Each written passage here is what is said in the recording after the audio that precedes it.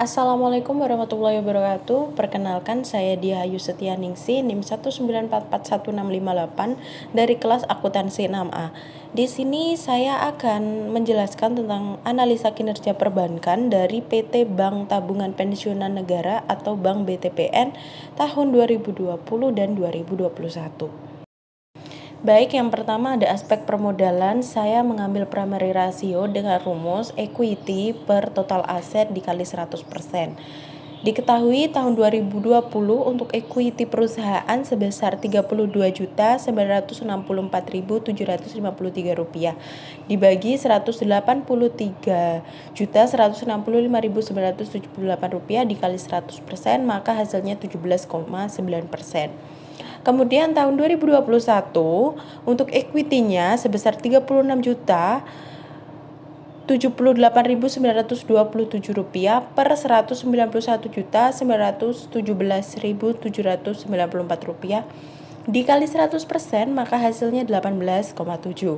Untuk interpretasinya, berdasarkan hasil perhitungan primary ratio pada PT Bank BTPN, maka diketahui jika perusahaan mengalami peningkatan persentase primary ratio dari tahun 2020 sebesar 17,9% menjadi 18,7% pada tahun 2021. Peningkatan tersebut menurut saya terjadi karena bertambahnya jumlah equity atau modal dan total aset yang dimiliki. Sehingga hal ini menunjukkan bahwa primary ratio pada Bank BTPN berada pada kategori sangat sehat, yakni di atas 12%.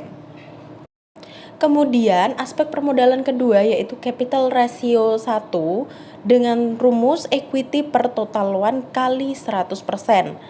Diketahui tahun 2020 untuk equity-nya sebesar Rp32.964.753 per total loan-nya sebesar Rp142.277.859 dikali 100%, maka hasilnya 23,1%.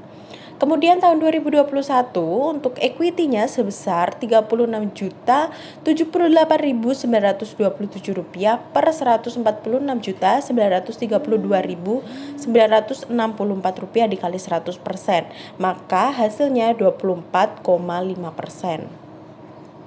Untuk interpretasinya, berdasarkan hasil perhitungan kapital rasio 1 pada PT Bank BTPN, maka diketahui jika perusahaan mengalami peningkatan persentase yakni pada tahun 2020 sebesar 23,1% menjadi 24,5% pada tahun 2021. Hal ini menunjukkan jika kriteria penetapan peringkat permodalan perusahaan berada dalam kategori sangat sehat, yakni di atas 25%. Selanjutnya, aspek likuiditas, saya memilih yang pertama banking ratio dengan rumus BR sama dengan total luar per total deposit dikali 100%. Maka pada tahun 2020 untuk total loannya sebesar Rp142.277.859 per total depositnya Rp99.414.876 dikali 100%, maka hasilnya BR sama dengan 143,11%. Nah, pada tahun 2021 untuk BR perusahaan total loannya sebesar Rp144.932.964 per total depositnya Rp104.352.078 dikali 100%, maka hasilnya 140,8%. Untuk penjelasannya, berdasarkan hasil perhitungan banking ratio pada PT Bank BTPN tahun 2020 sebesar 143,11%,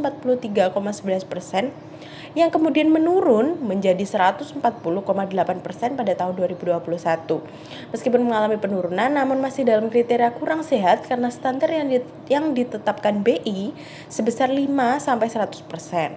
Karena semakin tinggi nilai banking ratio, maka tingkat likuiditasnya semakin rendah, yang berarti jumlah dana yang digunakan untuk membiayai kredit berikutnya semakin kecil. Yang kedua, ada loan to asset ratio atau LAR dengan rumus jumlah kredit yang diberikan per jumlah aset dikali 100%. Maka pada tahun 2020 diketahui untuk jumlah kredit yang diberikan sejumlah Rp142.277.859 per jumlah asetnya sebesar Rp183.165.978 dikali 100%. maka hasilnya LAR sebesar 77,6%. Kemudian tahun 2021 untuk jumlah kredit yang diberikan sebesar 146.932.969 rupiah per jumlah asetnya sebesar 191.917.794 rupiah dikali 100%, maka LAR-nya sama dengan 76,5%. Untuk penjelasannya, berdasarkan hasil perhitungan LAR pada PT Bank BTPN tahun 2020, nominalnya sebesar 77,6%. Kemudian pada tahun 2021 menurun menjadi 76,5%. Penurunan tersebut menurut saya dapat disebabkan karena bertambahnya jumlah kredit yang diberikan kepada nasabah yang diimbangi dengan meningkatnya jumlah aset. Dalam LAR, jika persentase semakin rendah, maka tingkat likuiditasnya semakin sehat. Maka diketahui jika persentase LAR untuk Bank BTPN masuk dalam kategori sehat. Selanjutnya, aspek rentabilitas. Saya memilih return on asset atau ROA dengan rumus laba sebelum pajak per jumlah aset dikali 100%. Maka tahun 2020 diketahui laba sebelum pajak perusahaan sebesar Rp2.633.076 per Rp183.165.978 dikali 100%, maka persentasenya 1,43%. Kemudian tahun 2021 untuk laba sebelum pajak sebesar Rp4.007.172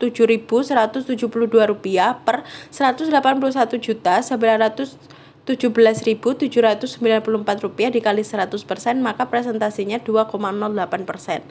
Penjelasannya, berdasarkan hasil perhitungan ROA pada PT Bank BTPN, maka diketahui jika pada tahun 2020 persentasenya sebesar 1,43% yang kemudian mengalami pertambahan pada tahun 2021 menjadi sebesar 2,08%.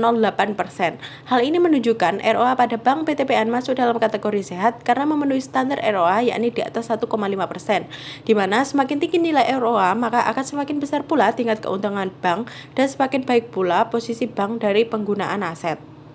Kemudian pada aspek rentabilitas yang kedua saya memilih return on equity atau ROE dengan rumus laba bersih setelah pajak per total modal dikali 100%.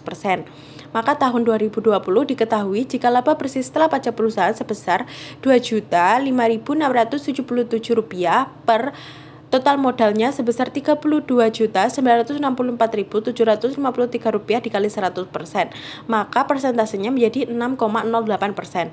Kemudian tahun 2021, laba bersih setelah pajak perusahaan sebesar Rp3.104.215 per Rp36.078.927 dikali 100%, maka hasilnya 8,6%. Penjelasannya, berdasarkan hasil perhitungan ROE pada PT Bank BTPN pada tahun 2020, persentasenya sebesar 6,08%, yang kemudian meningkat pada tahun 2021 menjadi 8,6%. Hal ini menunjukkan ROE pada Bank BTPN masuk dalam kategori cukup sehat, karena peningkatan ROA ini dapat disebabkan akibat bertambahnya laba bersih perusahaan yang diimbangi dengan bertambahnya total modal yang dimiliki. Aspek resiko usaha saya memilih yang pertama liquidity risk dengan rumus liquid asset dikurangi short term borrowing per total deposit dikali 100%.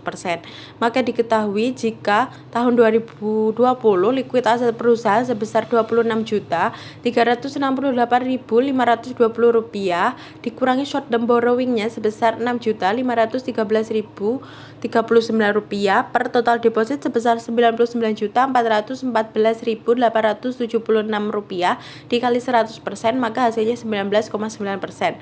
Kemudian pada tahun 2021 untuk liquid aset perusahaan sebesar Rp33.049.085 dikurangi short term borrowingnya sebesar Rp7.487.851 per total deposit sebesar Rp104.352.078 dikali 100%, maka hasilnya 24,4%.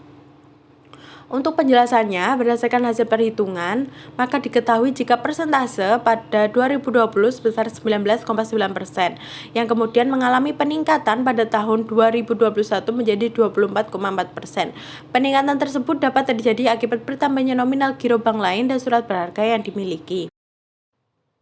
Kemudian aspek resiko usaha yang kedua, saya memilih aset risk dengan rumus equity per total aset dikurangi cash dikurangi securities dikali 100%.